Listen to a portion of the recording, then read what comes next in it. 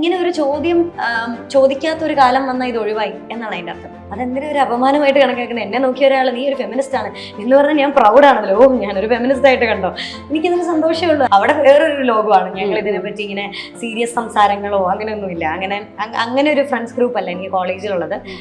ചേച്ചി കുറച്ച് ഒരു തൊട്ട് മുന്നേ വന്ന് നോക്കുകയാണെങ്കിൽ ഞങ്ങൾ ഒന്നിച്ചിവിടെ ആന കളിക്കുന്നത് കാണുമായിരുന്നു. കാരണം ഞാൻ കുറെ ആൺകുട്ടികളുടെ കൂടെ വളരുന്ന ഒരാളാണ്. എൻ്റെ കുടുംബത്തിൽ ഞാനൊരു ഒറ്റ പെൺകുട്ടിയാണ്. ഒരുപാട് പേരുടെ ഇഷ്ടം നമ്മൾ അറിയാതെ കിട്ടുന്നു എന്നുള്ളത് വലിയ പോയിന്റ്. ഞാനത് ഒത്തിരി എൻജോയ് ചെയ്യുന്നുണ്ട്. പല ആൾക്കാർക്കും പല ഇഷ്ടങ്ങളുള്ള ആൾക്കാരാണ്. അപ്പം അവരവരുടെ ഇഷ്ടത്തിന് ജീവിച്ചോട്ടെ. എന്തിനാണ് നമ്മൾ ആവശ്യമില്ലാതെ അവരുടെ ലൈഫിൽ കയറി ഇടപെടുന്നത്? നിങ്ങൾ എന്തിനു ഇത് ഇഷ്ടപ്പെടുന്നു, നിങ്ങൾ എന്തിനു ഈ കൾച്ചർ ആയിട്ട് ജീവിക്കുന്നു? അവരല്ലേ ജീവിക്കുന്നത്, അവർ ജീവിച്ചോട്ടെ. അതിനെന്താ ആർക്കാ ഇത്ര ബുദ്ധിമുട്ട്? ഞാൻ എപ്പോഴും എല്ലാവരോടും പറയാറുണ്ട്, എനിക്കിപ്പോൾ അത് ചെയ്യാൻ പറ്റിയാൽ മതിയായിരുന്നു. കാരണം അന്ന് ഞാൻ വെറുതെ കാളെ കളിച്ച് കളഞ്ഞു എന്ന് വെച്ചാൽ നമുക്ക് അതിൻ്റെ ഒരു ഇതറിയില്ല. എപ്പോഴും ടി വി കാണുന്ന ഒരു വലിയ സംഭവം കൂടെ ഉണ്ട്. ആ എക്സൈറ്റ്മെന്റ് എനിക്ക് അന്ന് 2 ദിവസമേ ഉള്ളായിരുന്നു.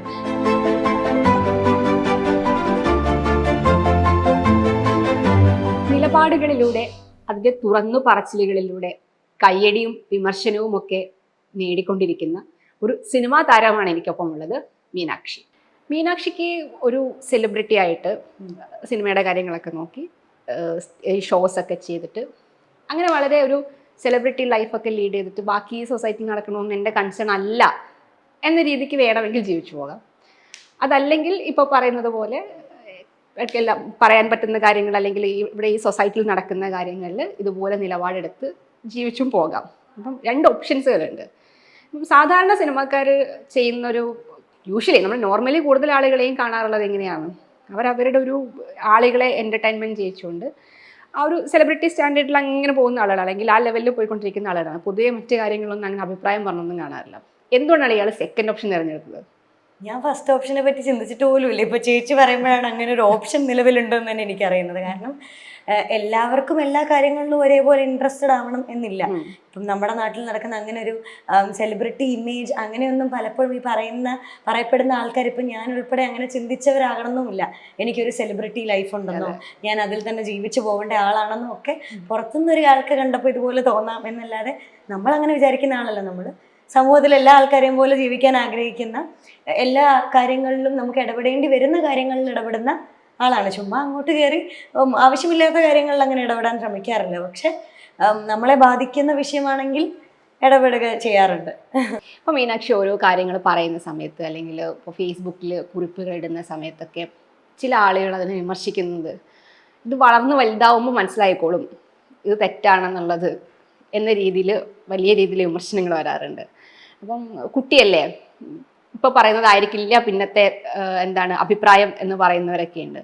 അപ്പം അതിൽ കമൻറ്റ് ഇടുന്നതിൽ ഇപ്പോൾ സാധാരണ ഫോളോവേഴ്സും ഉണ്ട്, നമ്മുടെ സൊസൈറ്റിയിൽ അത്യാവശ്യം അറിയപ്പെടുന്ന ആളുകളൊക്കെ അതിനകത്തുണ്ട്. ഞാൻ ആരെയും പേര് മെൻഷൻ ചെയ്യുന്നില്ല. അപ്പം അത്തരം കമൻസുകളെ എങ്ങനെയാണ് വിലയിരുത്തുന്നത്? വളരട്ടെ, വലുതാവട്ടെ, അതൊക്കെ തന്നെയാണല്ലോ നമുക്ക് വേണ്ടത്.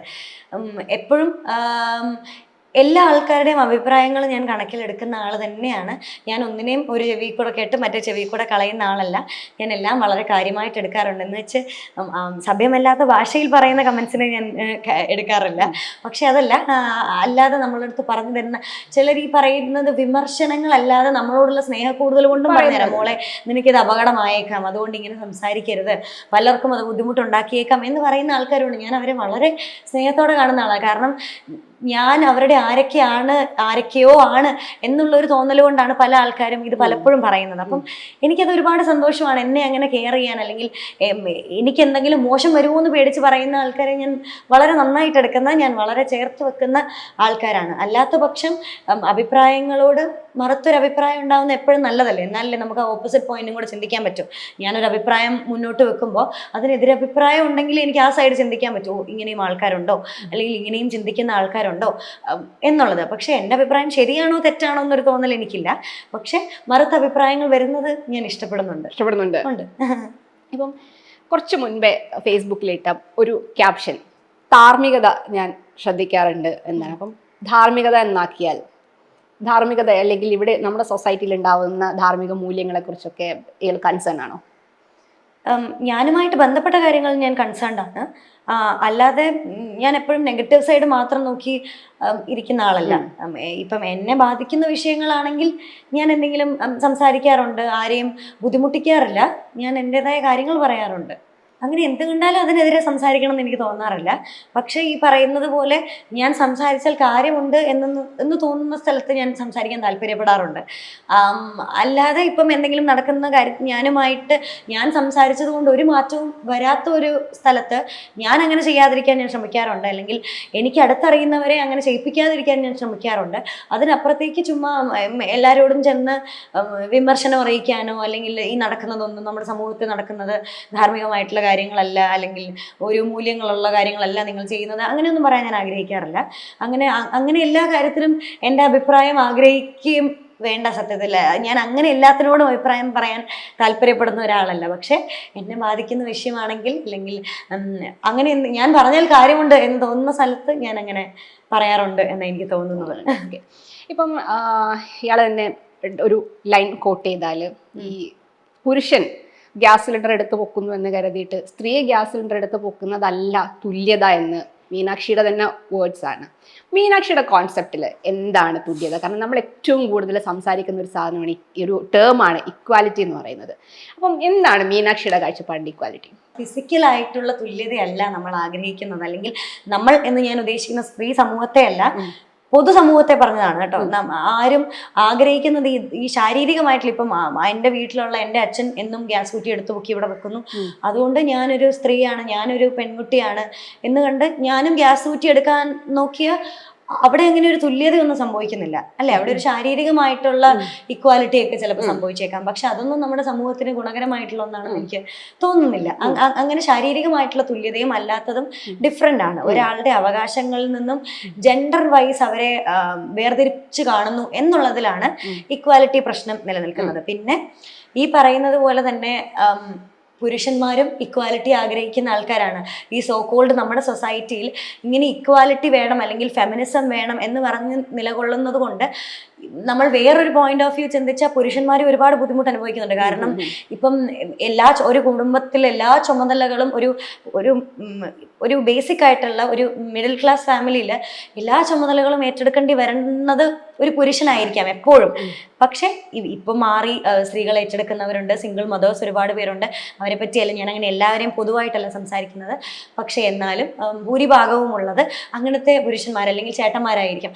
അവരെല്ലാം ഒരുപാട് ബുദ്ധിമുട്ടിയാണ് ചെയ്യുന്നത്. അവരും സഹായം ആഗ്രഹിക്കുന്ന ആൾക്കാരായിരിക്കും. അതെല്ലാം ഈ നമ്മുടെ സമൂഹത്തിൽ നിലനിൽക്കുന്ന ഒരു പുരുഷന്മാരാണ് ഇത് ചെയ്യേണ്ടത്. ഞാൻ ജോലിയെടുത്ത് എൻ്റെ കുടുംബം നോക്കണം എന്ന് പറയുന്നതിൻ്റെ ഒരു ബുദ്ധിമുട്ടും അവിടെയുണ്ട്. മറുവശം നോക്കിക്കഴിഞ്ഞാൽ ഇപ്പം നമ്മൾ ഇക്വാലിറ്റിയെ പറ്റി സംസാരിക്കുമ്പോഴും ഇക്വിറ്റിയെ പറ്റി നമ്മൾ സംസാരിക്കേണ്ട ഒരു കാര്യമുണ്ട്. കാരണം ഇപ്പം ഞാൻ ഇക്വാലിറ്റി നടപ്പിലാക്കുകയാണ് എന്ന് പറഞ്ഞ് എൻ്റെ വീട്ടിലെല്ലാവർക്കും ഒരു മുട്ടായി മേടിച്ചതിൽ 50% ഞാൻ അവർക്ക് കൊടുക്കാൻ തീരുമാനിച്ചു കഴിഞ്ഞാൽ അത് ഇക്വാലിറ്റിയാണ്. പക്ഷെ ഞാൻ ഇക്വിറ്റിയിൽ കൊടുക്കാൻ തീരുമാനിച്ചു കഴിഞ്ഞാൽ ആർക്കാണോ വിശപ്പ് കൂടുതൽ അവന് ഞാൻ കൂടുതൽ കൊടുത്തുകൊണ്ട് വയറ് നിറഞ്ഞിരിക്കുന്ന ഒരാൾക്ക് ഞാൻ അതിൽ കുറച്ച് കൊടുത്തു. അവിടെയാണ് ഇക്വിറ്റി. ഇത് രണ്ടും കൂടെ ഒന്നിച്ച് വരുമ്പോൾ മാത്രമേ നമുക്ക് നമ്മുടെ മൂല്യങ്ങളെ മനസ്സിലാക്കി, അല്ലെങ്കിൽ നമുക്ക് കിട്ടേണ്ട, ഇപ്പം ജോലിയുടെ കാര്യത്തിലാണെങ്കിലും നമുക്ക് കിട്ടേണ്ട അവകാശങ്ങളെ നമുക്ക് അത് വേണം, അത് ആരും നേടിയെടുക്കേണ്ട ഒന്നൊന്നുമല്ല, നമുക്ക് കിട്ടേണ്ട അവകാശങ്ങളാണ്. അതങ്ങനെ ഉറപ്പിച്ചു വെച്ച ഈ പ്രശ്നങ്ങളൊന്നുമില്ല, ആർക്കും ആരെയും ബുദ്ധിമുട്ടിക്കേണ്ട ആവശ്യം വരുന്നില്ല. ഞാൻ ചോദിക്കുന്നത് ഈ ജെൻഡർ ഇക്വാലിറ്റി അല്ലെങ്കിൽ ജെൻഡർ ജസ്റ്റിസ് ഇത് എങ്ങനെ നടപ്പാവണമെന്നാണ്, അല്ലെങ്കിൽ എന്താണ് മീനാക്ഷിയുടെ ഒരു ക്ലിയർ പെർസ്പെക്റ്റീവ് അതിനകത്ത്? ഇങ്ങനെ ഒരു ചോദ്യം ചോദിക്കാത്ത ഒരു കാലം വന്നാൽ ഇത് ഒഴിവായി എന്നാണ് അതിൻ്റെ അർത്ഥം. കാരണം നമുക്ക് ഇനി അടുത്ത ഒരു ജനറേഷൻ വരുമ്പോൾ നമ്മൾ അവരോട് എന്താണ് ജെൻഡർ ഇക്വാലിറ്റി എന്ന് ചോദിച്ചാൽ അവർക്കത് അറിയാതെ വന്ന് തീർന്നു. അവിടെ ജെൻഡർ ഇക്വാലിറ്റി ഉണ്ട്. അതേസമയം ഞാൻ പെൺകുട്ടി ആയതുകൊണ്ട് എനിക്ക് ഇന്ന ജോലികൾ ചെയ്യാൻ പറ്റുന്നില്ല, അല്ലെങ്കിൽ എന്നെ പല സ്ഥലത്തു നിന്നും മാറ്റി നിർത്തുന്നു, എന്നെ അങ്ങനെ കാണുന്നു ഇങ്ങനെ കാണുന്നു എന്നൊരു ബുദ്ധിമുട്ട് അവിടെ ഉണ്ടെങ്കിൽ അത് ജെൻഡർ ഇക്വാലിറ്റി അല്ല എന്നല്ലേ നമ്മൾ കരുതേണ്ടത്. പിന്നെ ഓരോ ആൾക്കാരും മനസ്സിലാക്കേണ്ട കാര്യമാണ്, അല്ലെങ്കിൽ അങ്ങനെ കരുതേണ്ട ഒരു കാര്യമാണ് ജെൻഡർ ഇക്വാലിറ്റി എന്ന് പറയുന്നത്. ഇത് ഒരു അൺഈക്വൽ ആയിട്ട് കാണേണ്ട ഒരു കാര്യമല്ല. മറിച്ച് ഇപ്പം സ്ത്രീകളുടെ കാര്യത്തിൽ നമുക്കറിയാം, നമ്മൾക്ക് ഫിസിക്കലായിട്ട് വരുന്ന ബുദ്ധിമുട്ടുകളും അതിനെയൊക്കെ ചൊല്ലി അതിനെയും ഇക്വാലിറ്റി ആയിട്ട് കണക്ട് ചെയ്യുന്നതിനോട് എനിക്ക് താല്പര്യമില്ല. ഇപ്പം എവിടെയെങ്കിലും ചെന്നാൽ ഒരു സീറ്റ് എവിടെ ഉള്ളൂ എന്നുണ്ടെങ്കിൽ, ഒരു സ്ത്രീ പീരീഡ്സ് ആയിരിക്കുകയാണെന്നുണ്ടെങ്കിൽ ഒരു ചേട്ടൻ അവിടെ നിൽക്കുന്നുണ്ട് എന്നുണ്ടെങ്കിൽ ഉറപ്പായിട്ടും ആ സ്ത്രീക്ക് ആ സീറ്റ് അത് ഒരു പുരുഷന്റെ സീറ്റ് ആണെങ്കിൽ ഒരു സ്ത്രീക്ക് അത് ഇട്ടുകൊടുത്തു എന്ന് പറയുന്നുണ്ട്. അവിടെ ഒരു പുരുഷന്റെ ഇക്വാലിറ്റി നിഷേധിക്കപ്പെടുകയല്ല ചെയ്യുന്നത്. പക്ഷെ അതൊരു മാനുഷികമായിട്ടുള്ള ഒരു കാര്യങ്ങളാണ്. നമ്മൾ ഒന്നിനെയും ഒരു പേഴ്സ്പെക്റ്റീവിൽ കാണേണ്ട ആവശ്യമില്ല. ഇതെന്റെ ഇക്വാലിറ്റിയാണ്, അതുകൊണ്ട് ഞാൻ ഇവിടെ നിന്ന് അനങ്ങില്ല എന്ന് പറയുന്നതിലല്ല കാര്യം. അതിപ്പോ ഒരു സ്ത്രീ ആണെങ്കിലും ഞാനൊരു സ്ഥലത്ത് ഇരിക്കുകയാണെങ്കിൽ അതെന്റെ സീറ്റാണ് എന്നുണ്ടെങ്കിൽ ഒരു ചേട്ടൻ വളരെ വയ്യാതെ വരികയോ അല്ലെങ്കിൽ എന്തെങ്കിലും ശാരീരികമായിട്ടുള്ള ബുദ്ധിമുട്ട് അനുഭവിക്കുന്ന ആളാണെങ്കിൽ ഞാൻ ഉറപ്പായിട്ടും എണീക്കും എന്നെനിക്കറിയാം. അതെൻ്റെ ഇക്വാലിറ്റിയുടെ പ്രശ്നമല്ല, അത് മറിച്ച് ഞാൻ സമൂഹത്തെ കാണുന്ന രീതിയാണ്. അപ്പം അതിൽ ഉറപ്പായിട്ടും അങ്ങനെ ചിന്തിക്കുന്ന ആൾക്കാരാണ് ഇപ്പം മിക്ക ആൾക്കാരും.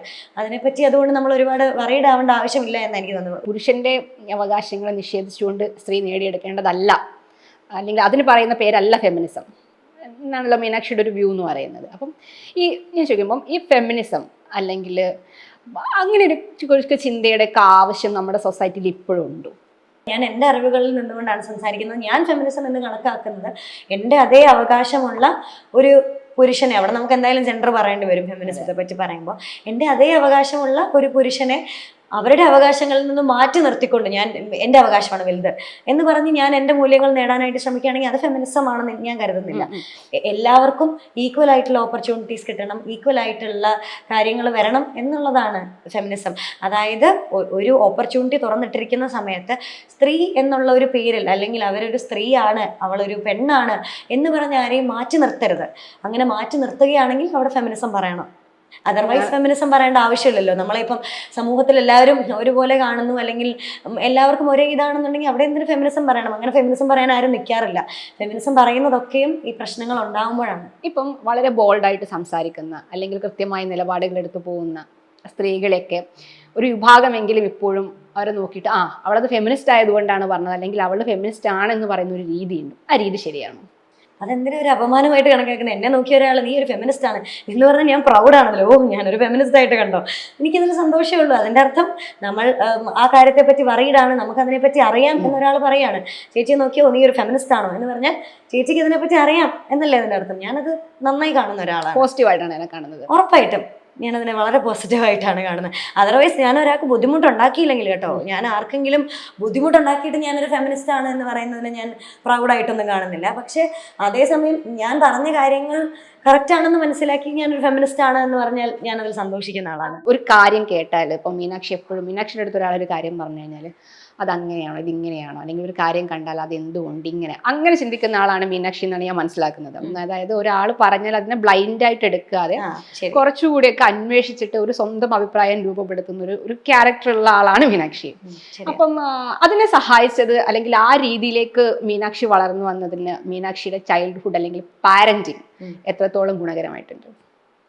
ഒരുപാട് ഗുണകരമായിട്ടുണ്ടായിരിക്കാം. കാരണം ഞാൻ ഈ ഒരു സാഹചര്യത്തിൽ ജീവിച്ച് വന്നതുകൊണ്ട് തന്നെ ഇതെങ്ങനെ സംഭവിച്ചു എന്ന് എനിക്ക് പറയാൻ പറ്റുന്നില്ല. കാരണം ഞാൻ ചെറുപ്പം തൊട്ടേ ഇങ്ങനെ വളർന്നു വന്നതുകൊണ്ട് എൻ്റെ അച്ഛനായാലും അമ്മയായാലും ഞങ്ങളോട് ചിന്തിച്ച് തന്നെ വളരണം എന്ന് പറയുന്ന ആൾക്കാരാണ്. എന്തെങ്കിലും സംശയം ഉണ്ടെങ്കിൽ ചോദിക്കണം, ചോദ്യങ്ങൾക്ക് എപ്പോഴും ചോദ്യങ്ങൾ ചോദിക്കാനായിട്ട് തുറന്നിട്ടിരിക്കുന്ന സ്ഥലമാണ് എൻ്റെ വീടെന്ന് പറയുന്നത്. എന്ത് കാര്യം ഉണ്ടെങ്കിലും ചോദിക്കാം, എന്ത് സംശയം ഉണ്ടെങ്കിലും ചോദിക്കാം, അല്ലെങ്കിൽ നമുക്ക് എന്തിനെ പറ്റിയെങ്കിലും അറിയാൻ താല്പര്യം ഉണ്ടെങ്കിൽ, ഇപ്പം എൻ്റെ അച്ഛനാണെങ്കിൽ പോലും അതിനെപ്പറ്റി അറിയില്ലെങ്കിൽ അതിൻ്റെ കൃത്യമായിട്ടുള്ള ഗൈഡ് ചെയ്യാൻ പറ്റും എന്ന് അവർക്ക് തോന്നുന്ന കൃത്യമായിട്ടുള്ള ആൾക്കാരെ അവർ ഫോൺ ചെയ്ത് തരിക, അല്ലെങ്കിൽ അവരോട് സംസാരിക്കാൻ പറയുകയൊക്കെ അന്നും ചെയ്യുമായിരുന്നു.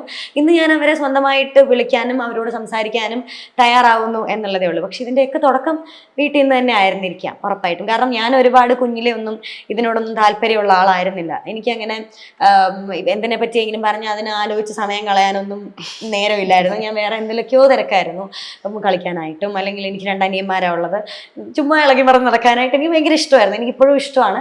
പക്ഷെ ഇപ്പം അതിൻ്റെ ഇടയ്ക്ക് വിടും. പണ്ടാരെങ്കിലും എന്തെങ്കിലും പറഞ്ഞാൽ ആയിക്കോട്ടെ, ഞാനതിൽ ബോധപ്പെടാവേണ്ട ആവശ്യമില്ല. ഇപ്പം അങ്ങനെയാണെന്ന് പറഞ്ഞാൽ ഭൂമി പരന്നിരിക്കുകയാണെന്ന് പറഞ്ഞ് ഇരുന്നോട്ടെ, ഞാൻ എന്നെ ബാധിക്കുന്ന വിഷയമല്ലല്ലോ, ഭൂമി പരന്നോ ഉരുണ്ടോ എങ്ങനെയാണെന്നോ ചേരുന്നോട്ടെ. പക്ഷെ ഒരു പ്രായം കഴിഞ്ഞപ്പോൾ ഭൂമി പരന്നിരിക്കേണ്ടതല്ല. ഭൂമി പരന്നിരുന്നത് കൊണ്ട് എനിക്ക് ദോഷമൊന്നും ഇല്ലെങ്കിലും ഞാൻ അതിനെ കറക്റ്റായി മനസ്സിലാക്കിയില്ലെങ്കിൽ എൻ്റെ ക്വാളിറ്റി ഓഫ് ലൈഫ് മെച്ചപ്പെടാൻ പോകുന്നില്ല എന്ന് മനസ്സിലായത് കൊണ്ട് അതിനെപ്പറ്റി കൂടുതൽ ചിന്തിക്കുന്ന ആളായി മാറി ഞാൻ എന്നെനിക്ക് കുറച്ചുകൂടെ തോന്നുന്നു. പൂർണ്ണമായിട്ടും അങ്ങനെ മാറിയെന്നല്ല, പക്ഷെ എനിക്ക് ആരെങ്കിലും എന്തെങ്കിലും പറഞ്ഞു കഴിഞ്ഞാൽ അതിന് ഡബിൾ ചെക്ക് ചെയ്യാനായിട്ട് ഞാൻ ശ്രമിക്കാറുണ്ട്, അല്ലെങ്കിൽ അതിനെപ്പറ്റി കൂടുതൽ അറിയാനായിട്ട് ഞാൻ ശ്രമിക്കാറുണ്ട്. ഈ ക്വാളിറ്റി ഓഫ് ലൈഫ് നമ്മൾ കുറെ തവണ പറഞ്ഞല്ലോ. മീനാക്ഷി എങ്ങനെയാണ് ലൈഫിന്റെ ക്വാളിറ്റി അസസ് ചെയ്യുന്നത്? സന്തോഷമായിട്ടിരിക്കുക, അങ്ങനെയാണ് ഞാൻ ലൈഫിന്റെ ക്വാളിറ്റി അസസ് ചെയ്യുന്നത്. ഇപ്പം എങ്ങനെയാണെങ്കിലും അതിപ്പം വെൽത്തി ആയിട്ട് സന്തോഷമായിട്ടിരിക്കുന്ന ആൾക്കാരായിരിക്കാം, നല്ല ഹെൽത്തി ആയിട്ട് അങ്ങനെ ഇരിക്കാൻ ആഗ്രഹിക്കുന്ന ആൾക്കാരായിരിക്കാം. എങ്ങനെയാണെങ്കിലും സന്തോഷമായിട്ടിരുന്നാൽ നമ്മൾ ഹാപ്പി ആയിട്ട് എപ്പോഴും സന്തോഷമായിട്ടിരുന്ന നമ്മുടെ ജീവിതത്തിന് 100% ക്വാളിറ്റി ഉണ്ട് എന്നാണ് അതിൻ്റെ അർത്ഥം. നമ്മൾ ഇതിന് കൂടുതൽ അർത്ഥങ്ങൾ തേടി പോകുമ്പോഴാണ് ഇത് കോംപ്ലിക്കേറ്റഡ് ആവുന്നത്. ജീവിക്കുക, അത്ര തന്നെ. അപ്പം എങ്ങനെയാണ് ഫ്രണ്ട്സ് ഒക്കെ ആയിട്ടുള്ള കോളേജ് ലൈഫ് ആസ്വദിക്കാൻ പറ്റുന്നുണ്ടോ? ഉറപ്പായിട്ടും ഉണ്ട്. കോളേജ് ലൈഫ് വളരെ നന്നായി പോകുന്നു. ഞാനിവിടെ മണർകാട് സെൻറ് മേരീസിലാണ് പഠിക്കുന്നത്. ഇംഗ്ലീഷ് ഡിപ്പാർട്ട്മെന്റ് ആണ്. എല്ലാവരും ഹാപ്പി ആയിട്ടിരിക്കുന്നു, സന്തോഷമായിട്ടിരിക്കുന്നു. അവിടെ വേറൊരു ലോകമാണ്. ഞങ്ങൾ ഇതിനെപ്പറ്റി ഇങ്ങനെ സീരിയസ് സംസാരങ്ങളോ അങ്ങനെയൊന്നുമില്ല. അങ്ങനെ ഒരു ഫ്രണ്ട്സ് ഗ്രൂപ്പ് അല്ല എനിക്ക് കോളേജിലുള്ളത്. അത് കുറച്ചുകൂടെ വളരെ ചില്ല് ചെയ്ത് ഒന്നിനെ പറ്റിയും ചിന്തിക്കാതെയാണ് ഞങ്ങൾ. ആ വൈബും സെറ്റ് ആവും.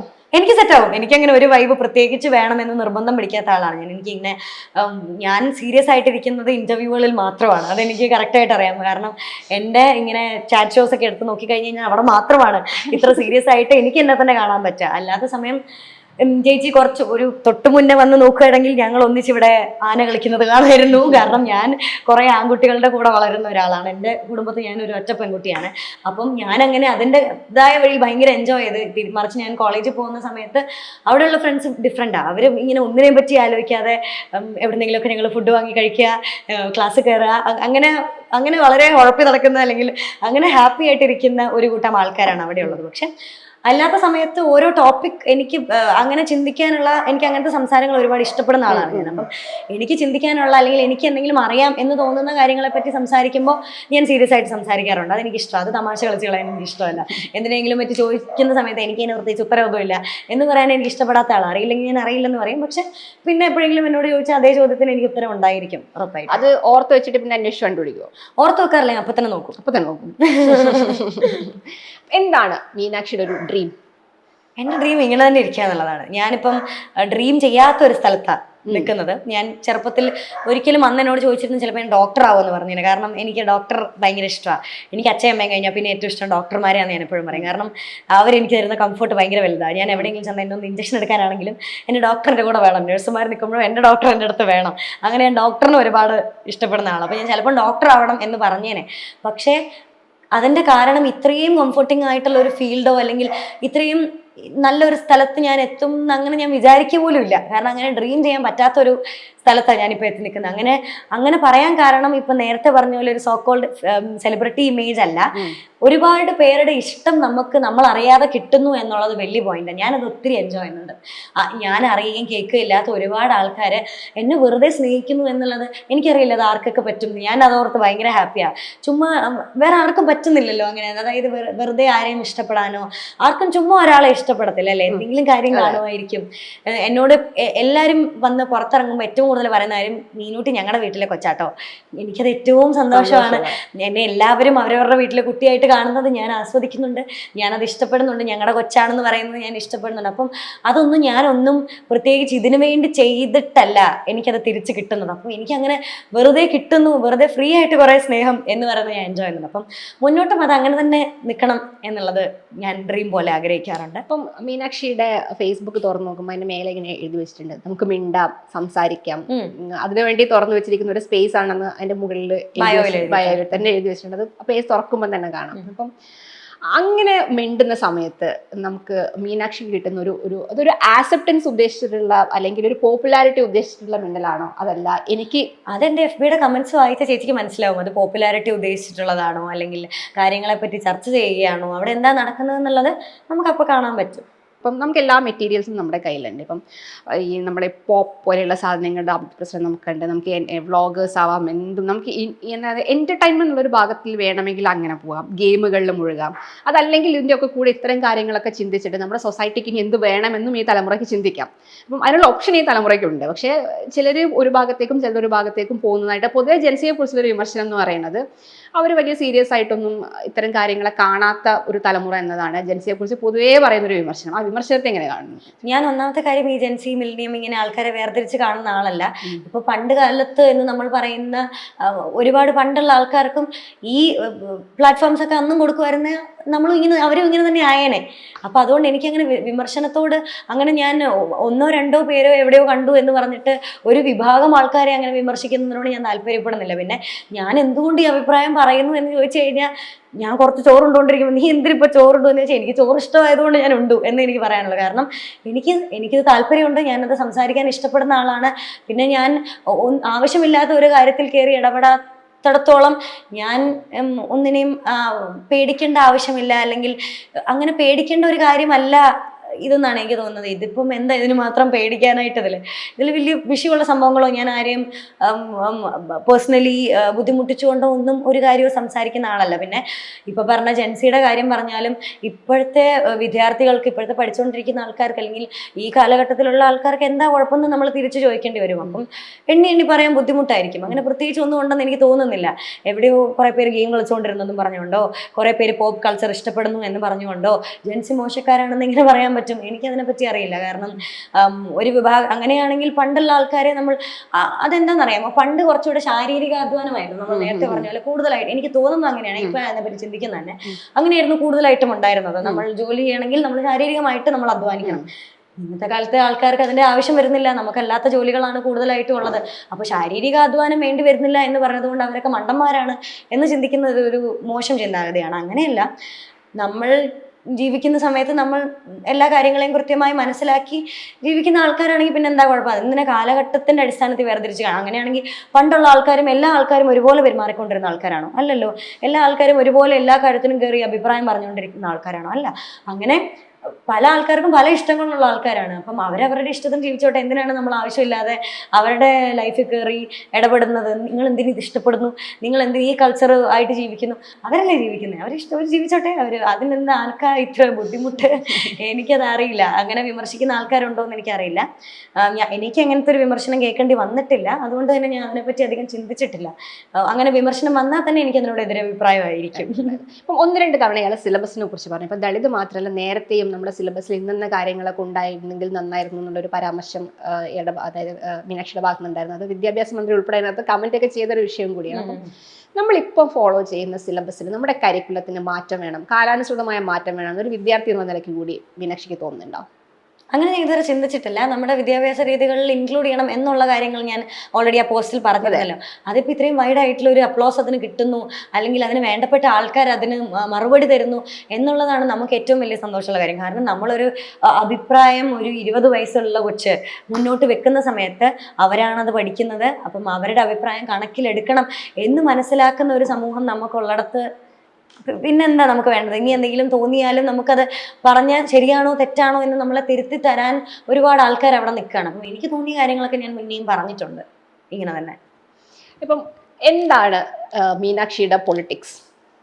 എൻ്റെ പൊളിറ്റിക്സ് എൻ്റെ പേഴ്സണൽ പൊളിറ്റിക്സ് ആണ്. എൻ്റെ അഭിപ്രായങ്ങളെ അല്ലെങ്കിൽ എൻ്റെ നിലപാടുകളാണ് എൻ്റെ പൊളിറ്റിക്സ്.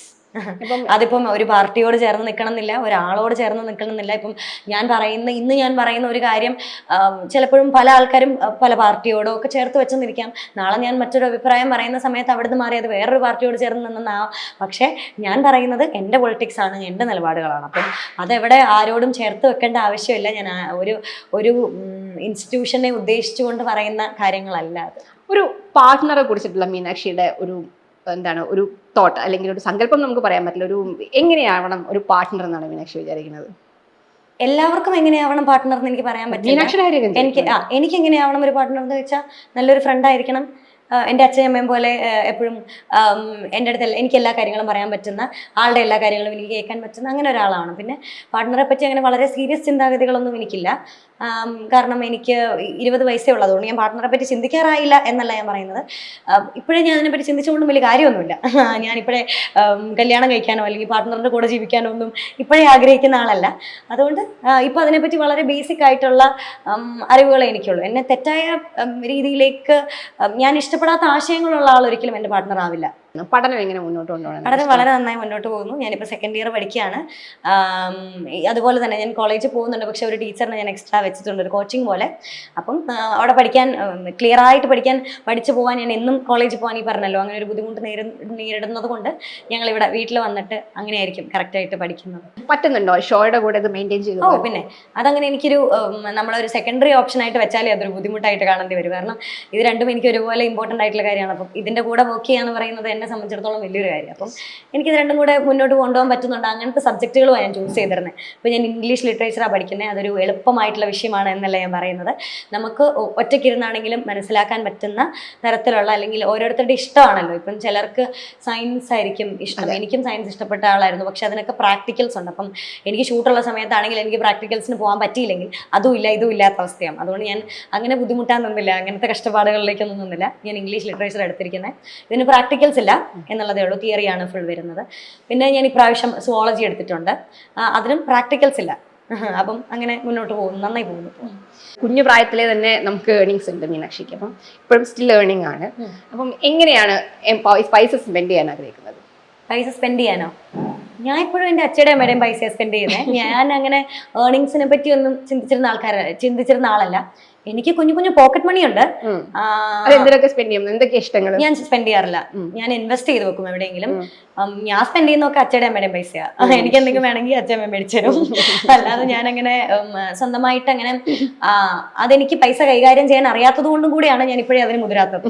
അതിന് പൈസ എന്ന് പറയുന്നത് വലിയൊരു സംഭവമാണ്. അല്ലെങ്കിൽ നമുക്ക് മനുഷ്യന്മാർക്ക് മാത്രം വളരെ ഇമ്പോർട്ടൻ്റ് ആയിട്ടുള്ളൊരു സാധനമാണ്, ഒരു സംഗതിയാണ് പൈസ എന്ന് പറയുന്നത്. അപ്പം അതിനെ വളരെ ക്ലിയർ ആയിട്ട് മുന്നോട്ട് കൊണ്ടുപോകാൻ പഠിക്കണം, അല്ലെങ്കിൽ അതിനെ ക്ലിയർ ആയിട്ട് ചെലവാക്കാൻ പഠിക്കുക എന്ന് പറയുന്ന ഒരു സ്കില്ല് തന്നെയാണ്. എൻ്റെ അച്ഛയ്ക്കും അമ്മയ്ക്കും ഭയങ്കര സ്കില്ലുള്ള ആൾക്കാരാണ്. അവർക്ക് വളരെ കറക്റ്റായിട്ട് പൈസ മാനേജ് ചെയ്യാൻ അറിയാം, സമയം മാനേജ് ചെയ്യാൻ അറിയാം. അപ്പം ഞാൻ അവരുടെ കുട്ടിയായതുകൊണ്ട് തന്നെ ഞാൻ അതിൽ മോശം വരുത്താൻ പാടില്ലല്ലോ.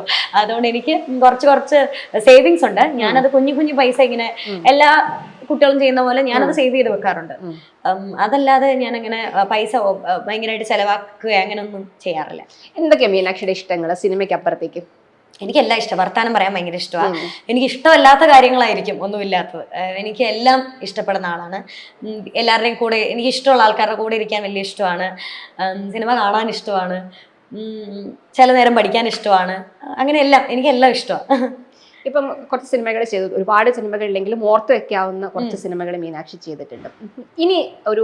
ഇന്നൊരു റോള് കിട്ടിയാൽ എന്ന് ഉള്ള ഏതെങ്കിലും ടൈപ്പ് ഓഫ് ഒരു റോള് മനസ്സിലുണ്ട്, അല്ലെങ്കിൽ ഇങ്ങനൊരു വേഷം എനിക്ക് ചെയ്യില്ല? ഞാൻ അങ്ങനെ പോസിബിലിറ്റീസ് വെച്ചിട്ട് അങ്ങനെ ഒന്നും ആഗ്രഹിക്കാറില്ല. ഇപ്പം ഞാൻ ഇവിടെ ഇരുന്നിട്ട് എനിക്ക് നാളെ ഇങ്ങനെ ഒരു കഥാപാത്രം ചെയ്യണം എന്ന് ആഗ്രഹിച്ചാൽ എനിക്ക് നാളെ തന്നെ കിട്ടുകയാണെങ്കിൽ ഞാൻ ആഗ്രഹിക്കാം. പക്ഷേ അങ്ങനെ ഇല്ലാത്തിടത്തോളം ഞാനത് ആഗ്രഹിക്കാറില്ല. എനിക്ക് വരുന്ന കാര്യങ്ങൾ അതിനെ മാക്സിമം നന്നാക്കാനായിട്ട് ഞാൻ നോക്കാറുണ്ട്. അത് സിനിമയായാലും പഠിത്തമായാലും എന്ത് കാര്യത്തിലാണെങ്കിലും. അല്ലാതെ എനിക്ക് അങ്ങനെ അതിനെപ്പറ്റി ചുറ്റിപ്പറ്റിയുള്ള ആഗ്രഹങ്ങളില്ല. ഒരു സ്ക്രിപ്റ്റ് വന്നാലും അത് ചെയ്യണോ വേണ്ടിയോ എന്ന് അത് അങ്ങനെയുള്ള തീരുമാനങ്ങളിലേക്ക് എത്തുന്നത് കൂടുതലും വീട്ടിലുള്ള ആൾക്കാരുടെയും കൂടെ ഇത് വെച്ചായിരിക്കും. അങ്ങനെ ഒരു സ്ക്രിപ്റ്റ് വായിച്ച് ഇതെങ്ങനെ ആൾക്കാരിലേക്ക് എങ്ങനെ എത്തുമെന്നോ, അല്ലെങ്കിൽ ഇത് എടുത്തു വരുമ്പോൾ എങ്ങനെ ഇരിക്കും ഇതിന്റെ ക്യാമറ, മ്യൂസിക്, ഡയറക്ഷൻ, പ്രൊഡ്യൂസർ, അപ്പൊ അവരെയൊക്കെ നോക്കി അങ്ങനെ എടുക്കാൻ മാത്രം ഒരു ഇതെനിക്കില്ല. അപ്പോൾ അത് കൂടുതലും അച്ഛൻ അമ്മയൊക്കെ തന്നെയാണ്. ഞാൻ സ്ക്രിപ്റ്റ് കേൾക്കാറുണ്ട്, ഇഷ്ടപ്പെടുന്നതും അല്ലാത്തതുമായിട്ടുള്ള കഥകൾ പറയാറുണ്ട്. പക്ഷെ അതിന്റെ ബാക്കി ടെക്നിക്കൽ സൈഡും എല്ലാം കൂടെ നോക്കണമല്ലോ. ഒരു സിനിമയിലേക്ക് നമ്മൾ വരുന്ന സമയത്ത് ഒരു നല്ല കഥയുണ്ട്, പക്ഷെ നമുക്ക് നന്നായിട്ട് എടുത്തു വെക്കാൻ പറ്റുന്നില്ല എന്നുണ്ടെങ്കിൽ അത് നമുക്കൊരു ബുദ്ധിമുട്ടാവും. അപ്പോൾ അങ്ങനെയല്ല എന്നുള്ള സംഭവങ്ങളൊക്കെ കൂടുതലും അച്ഛൻ അമ്മയാ തീരുമാനിക്കാറ്. എനിക്കങ്ങനെ അതിനെപ്പറ്റി അങ്ങനെ വലിയ ഐഡിയ ഉള്ള ആളല്ല. ഞാൻ കൂടെ ഇരിക്കും, ഞങ്ങൾ ഒരുമിച്ച് ചർച്ച ചെയ്തതിന് ശേഷമാണ് ഒരു സംഭവം ഉണ്ടാവാറ്. പിന്നെ എനിക്ക് അങ്ങനെ ഒരുപാട് സിനിമകളും വരുന്നൊന്നുമില്ല. അങ്ങനെ സെലക്ട് ചെയ്യേണ്ടതായിട്ട് ഇത് ചെയ്യണോ അത് ചെയ്യണോ അങ്ങനെ സെലക്റ്റീവായിട്ട് ചെയ്യേണ്ട ഒരു സംഭവം വരുന്നില്ല. പക്ഷെ വരുന്ന സിനിമകൾ അങ്ങനെ എടുക്കാറുള്ളൂ എന്നുള്ളതാണ്. ഇപ്പം മോഹൻലാലിന്റെ കൂടെ ഒപ്പം ചെയ്യുമ്പോഴായാലും, അല്ലെങ്കിൽ അമർ അക്ബർ അന്തോണി അതൊക്കെ ചെയ്യുമ്പോഴായാലും കുഞ്ഞുകുട്ടിയായിരുന്നു. അപ്പം മെമ്മറീസ് ഒക്കെ ഇപ്പോൾ ഓർമ്മയുണ്ട്. അല്ലെങ്കിൽ മോഹൻലാൽ എന്ന് പറയുന്ന ഒരു വലിയ നടന്റെ കൂടെയാണ് ഞാൻ അഭിനയിച്ചതെന്ന് ഇപ്പൊ തോന്നുമ്പം എന്താണ് അതൊരു? പിന്നെ ഞാൻ എപ്പോഴും എല്ലാവരോടും പറയാറുണ്ട്, എനിക്ക് ഇപ്പൊ അത് ചെയ്യാൻ പറ്റിയാൽ മതിയായിരുന്നു. കാരണം അന്ന് ഞാൻ വെറുതെ കളിച്ച് കളഞ്ഞു. എന്ന് വെച്ചാൽ നമുക്ക് അതിന്റെ ഒരു ഇതറിയില്ല. എപ്പോഴും TV കാണുന്ന ഒരു വലിയ സംഭവം കൂടെ ഉണ്ട്. ആ എക്സൈറ്റ്മെന്റ് എനിക്ക് അന്ന് 2 ദിവസമേ ഉള്ളായിരുന്നു. ലാലേട്ടനെ ആദ്യം കാണുന്ന സമയത്ത് ലാലങ്ങൾ ഉയ്യോ ഇങ്ങനെ നിന്നു, ഈ ഭയങ്കര കാര്യമായിട്ട് ഞാൻ ഇങ്ങനെ നോക്കി നിന്നു. അപ്പൊ എൻ്റെ അടുത്ത് വന്ന് ചോദിച്ചു, എന്നെ അറിയോ എന്ന് ചോദിച്ചു. ഞാൻ പിന്നെ ഞാൻ സിനിമയിലൊക്കെ കണ്ടിട്ടുണ്ട്. അങ്ങനെ ഒരു എക്സൈറ്റ്മെന്റ് ആയിരുന്നു അന്ന്. അത് 2 ദിവസം കഴിഞ്ഞപ്പോൾ എനിക്ക് എൻ്റെ അച്ഛയെ പോലെയായി. എന്ന് വെച്ചാൽ എപ്പോഴും എന്നോട് ഭയങ്കര കൂട്ടുകൂടും, എന്നോട് ഒത്തിരി സംസാരിക്കും. അതിൽ അലങ്ങളാണെങ്കിലും കൂടെയുള്ള ചേട്ടന്മാരും ഒക്കെ ആയിട്ട് ഞാൻ കൂട്ടായി, പ്രിയനങ്ങളുമായിട്ടും അങ്ങനെയായി. അപ്പം അതൊരു 2 ദിവസം ഇവരൊക്കെ ഒരു സംഭവമാണല്ലോ നമുക്ക് കാണും. 3-ാമത്തെ ദിവസം ഇവരൊക്കെ എൻ്റെയാണ്. അപ്പൊ ആ ഇഷ്ടം മാറി. പക്ഷെ ഇന്നായിരുന്നേ ചിലപ്പം എന്നും ഞാൻ അതിനെ വലിയൊരു കാര്യമായിട്ട് കണ്ടേനെ അന്ന്. പക്ഷെ അത് ഇപ്പൊ ആലോചിക്കുമ്പോൾ ശരിയാ, എനിക്കിത് വളരെ പേഴ്സണൽ ആയിട്ടുള്ള കുറെ മെമ്മറീസ് അല്ലേ, എനിക്കത് ഇഷ്ടമാണ്. ഇപ്പം ഏറ്റവും ഹൈലൈറ്റ് എന്ന് പറയുന്നത് മിക്കവാറും ക്യാപ്ഷൻ ആയിരിക്കും. മീനാക്ഷി ഒരു ഫോട്ടോ ഇട്ടാൽ അല്ലെങ്കിൽ ഒരു അഭിപ്രായം പറയുകയാണെങ്കിൽ അതിന്റെ ക്യാപ്ഷൻ ഭയങ്കര ഹൈലൈറ്റ് ആയിരിക്കും, അല്ലെങ്കിൽ ഭയങ്കര അട്രാക്റ്റീവ് ആയിരിക്കും, അല്ലെങ്കിൽ കുറച്ചുകൂടി പറഞ്ഞു കഴിഞ്ഞാൽ നമുക്ക് ചിലപ്പം കുറുക്കി കൊള്ളുന്ന ഒരു ടൈപ്പ് ഓഫ് ക്യാപ്ഷൻസ് ആയിരിക്കും എപ്പോഴും ഇടാം. ഇത് സ്വന്തം സൃഷ്ടിയാണോ അതോ രക്ഷിതാക്കളുടെ കൂടെ ആലോചിച്ചെടുക്കുന്നതാണോ, എങ്ങനെയാണ്? അതിൽ വരുന്ന സീരിയസ് എഴുത്തുകളൊക്കെ ഞാൻ എഴുതുന്നതാണ്. പക്ഷെ മറ്റേ ക്യാപ്ഷൻസ് ഞങ്ങൾ എല്ലാവരും കൂടി ഇടുന്നതാണ്. ചിലപ്പോൾ ഞാൻ ഇടുന്നതായിരിക്കാം, അല്ലെങ്കിൽ ഞാനൊരു കപ്പ് ചായം പിടിച്ചോണ്ടെന്നൊക്കെ എൻ്റെ അനിയൻ വന്ന് പറഞ്ഞു കുറച്ച് ദിവസം മുന്നേ, മീനൂട്ടി എന്ന് പറഞ്ഞു. അത് അവനിട്ട ക്യാപ്ഷനാ. അപ്പൊ ഞാനത് എഴുതിയിട്ടു. അങ്ങനെ എല്ലാ കാര്യങ്ങളും വരാറുണ്ട്. ചിലപ്പോൾ മീനെ പിടിച്ചോണ്ടുള്ളതായിരിക്കാം, ഞാൻ പറയുന്നതായിരിക്കാം. കാരണം ഇതൊരു വളരെ സീരിയസ് ആയിട്ടുള്ള ടോപ്പിക് അല്ലാത്തത് കൊണ്ട് ഞങ്ങളുടെ വീട്ടിൽ ഇതൊരു വലിയ എന്റർടൈനിങ് ഫാക്ടറാണ്. ചിലപ്പോൾ എൻ്റെ അച്ഛൻ രാത്രി 3 മണിക്കൊക്കെ എഴുന്നേറ്റ് വരും, ഈ ക്യാപ്ഷൻ എങ്ങനെയുണ്ട് എന്ന് ചോദിച്ചിട്ട്. കാരണം ഞങ്ങൾ ഒത്തിരി എൻജോയ് ചെയ്യുന്നുണ്ട് ഇങ്ങനെ പ്രാസം ഒപ്പിച്ച് പറയുന്നതും ഒക്കെ. അമ്മ പറയും ചില നേരം, അമ്മ ആദ്യം ഒന്നും ഇതിനോട് വലിയ കൂടുന്ന ആളല്ലോ, പക്ഷെ ഇപ്പൊ അമ്മ ഇടയ്ക്കിടയ്ക്ക് വരും, ഇതെങ്ങനെയുണ്ട്, ഇതൊരുപോലെ ഇരിക്കുന്നില്ലേ എന്ന് ചോദിച്ചിട്ട്. അങ്ങനെ ഞങ്ങൾ എല്ലാവരും കൂടെ ഇതിൽ ഇടപെടാറുണ്ട്. പക്ഷെ മറ്റേ കാര്യത്തിലൊക്കെ എന്റെ സബ്ജക്റ്റുകളായതുകൊണ്ട് അധികം അച്ഛനും അമ്മയും ഒന്നും അങ്ങനെ ഇടപെടാറില്ല. കാരണം അധികം നല്ല തീരെ അങ്ങനെ ഇടപെടാറില്ല. ഇപ്പം തിയേറ്ററിൽ പോയിട്ട് സിനിമ കാണുന്ന ഒരു എക്സ്പീരിയൻസ് അത് മീനാക്ഷിക്കുണ്ട്. ഫ്രണ്ട്സിന്റെ കൂടെയൊക്കെ അങ്ങനെ പോവാറുണ്ടോ? ഇല്ല, ഫ്രണ്ട്സിൻ്റെ കൂടെ ഞാൻ ഇങ്ങനെ സിനിമയ്ക്കൊന്നും പോകാറില്ല. ഞാൻ കൂടുതൽ അച്ഛൻ്റെ കൂടെയാണ് പോകാറ്. ഞാനും അച്ഛനുമാണ് ഏറ്റവും കൂടുതൽ സിനിമ എൻജോയ് ചെയ്ത് കാണുന്ന ആൾ എന്നാണ് ഞാൻ. എനിക്ക് സിനിമ ഒരുപാട് ഇഷ്ടമായതുകൊണ്ട് ഇത് എൻജോയ് ചെയ്ത് കാണാത്ത ആൾക്കാരുടെ കൂടെ പോകുന്നത് എനിക്ക് ഇഷ്ടമല്ല. ഒന്ന് ഞാൻ എന്തെങ്കിലും ഭയങ്കര കാര്യമായിട്ടൊക്കെ കണ്ടുകൊണ്ടിരിക്കുന്ന സമയത്ത് വേറെ എന്തെങ്കിലും സംസാരിക്കുന്നതോ അത് ഞാൻ അവരെയും കൂടെ ബുദ്ധിമുട്ടിക്കും. അവരങ്ങനെ സിനിമ കാണാനായിരിക്കും ഇഷ്ടപ്പെടുന്നത്, ഭയങ്കര ചില്ല് ചെയ്ത് അതിൻ്റെ അകത്ത് കയറി വർത്തമാനമൊക്കെ പറഞ്ഞ്. എനിക്ക് പക്ഷെ അത് ഇഷ്ടമല്ല. ഞാൻ സിനിമ കണ്ടുകൊണ്ടിരിക്കുമ്പോൾ ആരെങ്കിലും, അതായത് കോമഡി പടമൊന്നും അല്ല കേട്ടോ, വളരെ സീരിയസ് ആയിട്ടൊരു സിനിമ ഞാൻ കാണുന്ന സമയത്ത് ചുമ്മാ ഒച്ചയിടുക ബഹളം ഉണ്ടാക്കിയൊക്കെ ചെയ്താൽ എനിക്ക് അത് ഭയങ്കര ഇറിറ്റേറ്റഡ് ആവും. എനിക്കത് ശരിക്കും അങ്ങനെ കാണാൻ പറ്റില്ല. അപ്പം ഞാൻ അച്ഛനും കൂടെയാണ് കൂടുതൽ. ഞങ്ങൾ ഇവിടെ സിനിമയോടുള്ള ഇഷ്ടം കൂടുതലുണ്ട്. വീട്ടിലൊരു കുഞ്ഞ് തിയേറ്ററൊക്കെ സെറ്റപ്പ് ചെയ്തിട്ടുണ്ട്. അപ്പം ഞാൻ ഇവിടെ തന്നെയാണ് സിനിമകളൊക്കെ കാണുന്നത്. ഞാനും അച്ഛനും കൂടെ പറയുന്ന സിനിമകളൊക്കെ എടുത്തു വെക്കും. എന്നിട്ട് ഞങ്ങൾ രാത്രി 1 മണി 2 മണിയൊക്കെ ആകുമ്പോൾ തിയേറ്ററിൽ കയറും, ഞങ്ങൾ അതിന് സിനിമ കാണും. ഇപ്പം മീനാക്ഷി എല്ലാവരും പറയുമ്പോൾ ഇത് ഞങ്ങളുടെ വീട്ടിലെ കുട്ടിയാണ് മീനൂട്ടി എന്നുള്ളൊരു ഇമേജ് മീനാക്ഷിക്കുണ്ട്. അപ്പം അതേപോലെ തന്നെ വീട്ടിനോട് ഭയങ്കര അറ്റാച്ച്ഡ് ആയിട്ടുള്ള ആളാണ് മീനാക്ഷി എന്ന് ഞാൻ മനസ്സിലാക്കണം. കാരണം എവിടെയോ പറഞ്ഞ് ഞാൻ കേട്ടിട്ടുണ്ട്, ഇഷ്ടപ്പെട്ട വിഷയം ഇതായിരുന്നില്ല, ഇംഗ്ലീഷ് ആയിരുന്നില്ല. പക്ഷെ ആ കോഴ്സ് പഠിക്കാൻ ഇവിടെ ഒരു നല്ല കോളേജ് ഇല്ലാത്തത് കൊണ്ടാണ് ഇംഗ്ലീഷ് എടുത്തതെന്ന് എവിടെ ഒരു ഇന്റർവ്യൂ. അതെ, സൈക്കോളജി പഠിക്കാനായിരുന്നു എനിക്ക് ഇഷ്ടം. പക്ഷെ ഞങ്ങളുടെ ഇവിടെ സൈക്കോളജി കുറവാണ്, സൈക്കോളജി ഗ്രൂപ്പുകളില്ല. അപ്പൊ ഞാൻ വേറെ സ്ഥലത്തേക്ക് മാറി നിൽക്കേണ്ടി വരും. അപ്പൊ എനിക്ക് വീട്ടിൽ നിന്ന് പോകാൻ ഇഷ്ടമല്ലാത്തത്. അതെ, അപ്പം എത്ര വീടിനോട് അറ്റാച്ച്ഡ് ആയിരിക്കും. അതായത് ചിലപ്പം ഈ ഒരു പ്രായത്തിലൊക്കെ നോക്കുമ്പം ചിലർക്ക് വീട് വിട്ട് പുറത്തു പോകാൻ, ഹോസ്റ്റലിൽ നിന്ന് പഠിക്കാൻ അങ്ങനെയൊക്കെ ഇഷ്ടം ഉണ്ടാവുന്ന ഒരു പ്രായം കൂടിയാണ്. അപ്പം മീനാക്ഷി ഇങ്ങനെ തിരിഞ്ഞ് ചിന്തിക്കണേ. അപ്പൊ നമ്മൾ വീട്ടിലെ സാഹചര്യം കൂടി ഓർക്കണം. എൻ്റെ വീട്ടിലെ സാഹചര്യം അത്ര നല്ലതാ. എൻ്റെ അച്ഛനും അമ്മയും അത്ര, ഞങ്ങൾ ഭയങ്കര കൂട്ടുകാരെ പോലെയാണ്. എനിക്ക് 1-2 ദിവസത്തിൽ കൂടുതൽ ഞാൻ അച്ഛയമ്മ ഇല്ലാതെ അങ്ങ് മാറി നിന്നിട്ടൊന്നുമില്ല. പക്ഷെ ഷൂട്ടിന് പോകുമ്പോൾ ഒന്നില്ല അച്ഛൻ അല്ലെങ്കിൽ അമ്മ എൻ്റെ കൂടെ കാണും. അപ്പം ഞാൻ അങ്ങനെ പോലും മാറി നിൽക്കാത്തതാണ്. പക്ഷെ എല്ലാവരും എൻ്റെ അടുത്ത് അത് അത്ര നല്ലതൊന്നുമല്ല, അപ്പൊ കുറച്ചുകൂടെ കഴിയുമ്പോൾ ജോലിയൊക്കെ വന്നോ അല്ലെങ്കിൽ എന്തെങ്കിലും ഒരു കാര്യത്തിന് മാറി നിൽക്കേണ്ടി വന്നാൽ പറ്റാം, അങ്ങനത്തെ വിഷയങ്ങളൊന്നും ഇല്ല എനിക്ക്. അതായത് എനിക്ക് മാറി നിൽക്കേണ്ടി വന്നാൽ എനിക്ക് തീരെ പറ്റില്ല, അങ്ങനെ ഇല്ല എന്ന് തോന്നുന്നു. പക്ഷെ എനിക്ക് അല്ലാതെ വേറൊരു ഓപ്ഷൻ ഉള്ള സമയത്ത് എനിക്ക് വീട്ടിൽ നിന്ന് പോകാൻ ഇഷ്ടമല്ല. എനിക്ക് എപ്പോഴും വീട്ടിൽ നിൽക്കാനാണ് ഇഷ്ടം. ഇപ്പം നമ്മൾ കുറേ എൻ്റെ കൂടെ പഠിച്ചിരുന്ന ആൾക്കാരൊക്കെ +1 +2 പഠിക്കുന്ന സമയത്ത് എല്ലാവർക്കും +2 കഴിയുമ്പോഴത്തെ ഏറ്റവും വലിയ ആഗ്രഹം പുറത്ത് പോയി പഠിക്കണം, വീട്ടിൽ നിന്ന് മാറി നിൽക്കണം, ഹോസ്റ്റലിൽ പോകണം. ഞാൻ ഈ കൂട്ടത്തിൽ നിന്നേ മാറി നിന്ന ആളായിരുന്നു. ഓടി വിടുന്നു, എനിക്ക് വീട്ടിൽ നിന്നാൽ മതി എന്ന് പറയുന്ന ആളായിരുന്നു. കാരണം എൻ്റെ വീട് അത്രയും എനിക്ക് ഇഷ്ടപ്പെടുന്നുണ്ട്. അപ്പം അന്ന് ഞാൻ വിചാരിച്ചു ഇതെന്താ എല്ലാവരും ഇങ്ങനെ പറയുന്നത്. പക്ഷെ എല്ലാവരുടെയും വീട്ടിലെ സാഹചര്യം ഒന്നല്ല എന്നും കൂടെ നമ്മൾ മനസ്സിലാക്കേണ്ടതായിട്ടുണ്ട് എന്നെനിക്ക് അപ്പം തോന്നി, ഇപ്പോഴും തോന്നുന്നുണ്ട്.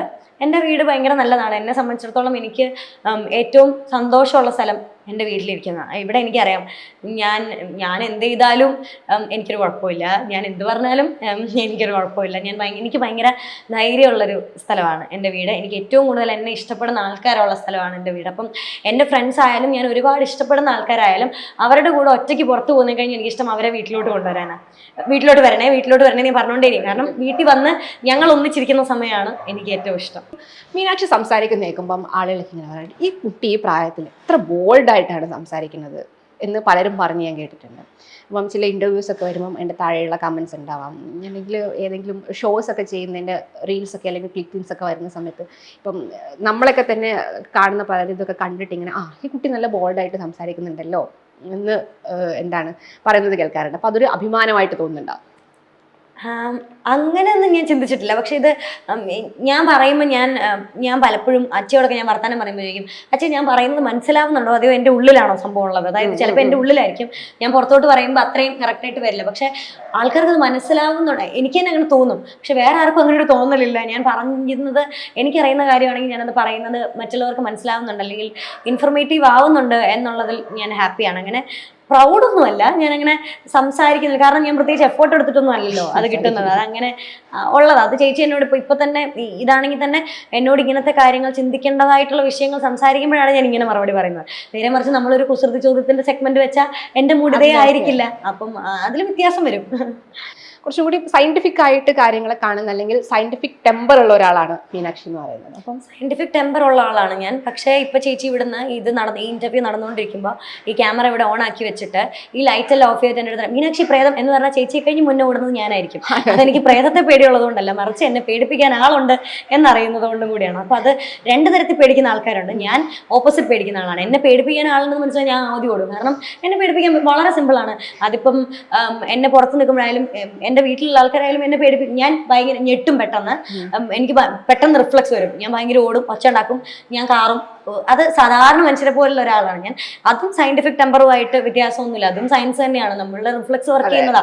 പെട്ടെന്ന് എനിക്ക് അപകടം ഇവൻ ഉണ്ടാക്കാൻ സാധ്യതയുണ്ട് എന്നുള്ളത് കൊണ്ടാണ് ഞാൻ ആദ്യം ഓടുന്നത്, അല്ലേ? അപ്പൊ ചേച്ചിയെ കഴിഞ്ഞ് റിഫ്ലക്സ് എനിക്കുള്ളത് കൊണ്ടാണ് ഞാൻ ആദ്യം ഓടുന്നത്. അതും സയന്റിഫിക് തിയറി തന്നെയാണ്. പക്ഷെ അതർവൈസ് നമ്മളൊരു ഇപ്പം കള്ളിയങ്കാട്ട് നീലി ഉണ്ട് എന്ന് പറയുമ്പോൾ അവിടെ കള്ളിയങ്കാട്ട് നീലി ഉണ്ടാവണം എന്നില്ല ഞാൻ ഈ നീലിയെ ഓർത്ത് പേടിക്കാൻ. ചുമ്മാ ആരെങ്കിലും പറഞ്ഞു കേട്ടതായിട്ട് നീലിയുണ്ട് എന്നോർത്ത് ഞാൻ പേടിച്ചാൽ മതി. അങ്ങനെ എനിക്ക് പേടിയില്ല.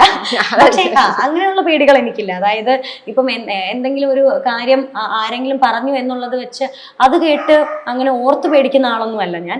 പക്ഷെ അങ്ങനെ ഉണ്ട് എന്നുള്ള ഈ അൺലേൺ ചെയ്യാൻ പറ്റിയ ഏറ്റവും വലിയ വഴി എന്ന് പറയുന്നത് അതിനെപ്പറ്റി അറിയുക എന്നുള്ളതാണ്. അപ്പം ഈ സംഭവത്തെ പറ്റി ഇന്നേ വരെ ഇതിന് എവിടെയെങ്കിലും തെളിവുകളുണ്ടോ അല്ലെങ്കിൽ ഇന്ന് എവിടെയെങ്കിലും കണ്ടിട്ടുണ്ടോ, അങ്ങനെയുള്ള വളരെ ബേസിക് ആയിട്ടുള്ള കാര്യങ്ങളെ പറ്റി നമ്മൾ പലപ്പോഴും നമ്മൾ പേടിക്കുന്നത് ഇത് കേട്ട് പേടിച്ച് നമ്മളെ വരല്ലേ അങ്ങനെ ഓർത്ത് അത് അവിടെ കൊണ്ട് കഴിയും. പിന്നെ ഈ ഒരു സാഹചര്യത്തിൽ ഇങ്ങനെ ഇരുട്ട് വരുമ്പോൾ നമ്മൾ പ്രേതം വരല്ലേ അങ്ങനെ വിചാരിക്കും. പക്ഷെ അതേസമയം നമ്മൾ ഇതിനെപ്പറ്റി കൂടുതൽ ചിന്തിച്ചുകൊണ്ടിരിക്കുകയാണെങ്കിൽ അല്ലെങ്കിൽ കൂടുതൽ ഇതിനെപ്പറ്റി അറിയാൻ ശ്രമിച്ചുകൊണ്ടിരിക്കുകയാണെങ്കിൽ ആ പേടി ഒന്നിലെ പകുതിക്ക് വെച്ച് നിന്ന് പോകും. അല്ലെങ്കിൽ നിങ്ങൾ പകുതിക്ക് വെച്ച് നിന്ന് പോയില്ലെങ്കിൽ നമ്മൾ മനസ്സിലാക്കേണ്ട ഒരു കാര്യം, നമ്മൾ കറക്റ്റ് വേ കൂടെ അല്ല പോകുന്നത്, നമ്മുടെ റൂട്ട് തെറ്റാണ്.